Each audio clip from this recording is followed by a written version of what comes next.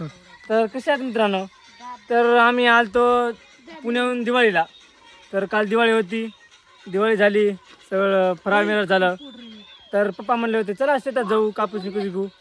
तर आम्ही शेतात आलतो आमच्या शेतात खाली शेतात. तुम्ही पहिले खेकडे बघा, खेकडे बघा खेळ तुम्ही. बघा मित्रांनो, मित्रांनो तुम्ही लय खेकडे बघा खतरनाक आहे. पहिले. दोन आहेत आहेत. कडक भेटले. ते पण मोठे मोठे भेटले. हे बघा मित्रांनो, इकडे बघा आम्ही आलतो वड्यात आज.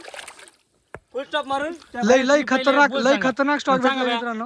हे बघा आम्ही भारी. direct त्यांना हे माझा छोटा भाऊ आहे, आम्ही माझ्या काकाचा मुलगा आहे. बोला बाया.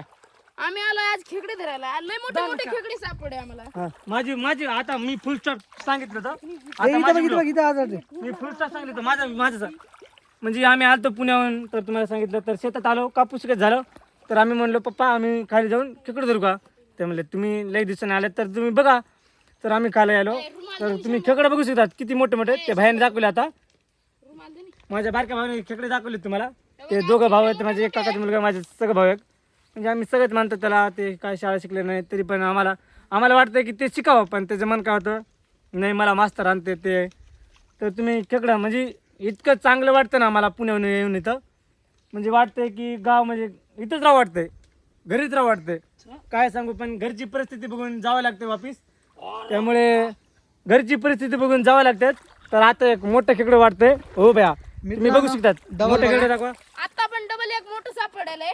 असे एक याला आम्ही मोठे असं असं सोडून जाणार होते. असे मोठे खेकडे ना 7-8 झालेत. म्हणजे लई मोठे मोठे खेकडे आहेत. 7-8 मादी नाही. पण आहेत, नर पण 10-15 झाले. आहेत.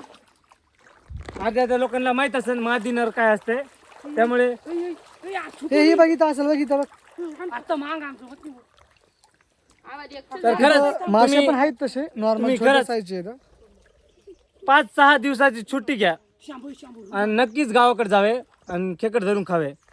असा आनंद आहे ना तुम्हाला की सांगूच नका मित्रांनो. माझी एक विनंती आहे तुम्हाला खरंच, की तुम्हाला वाटेल की आपण आता स्वर्गात झालो.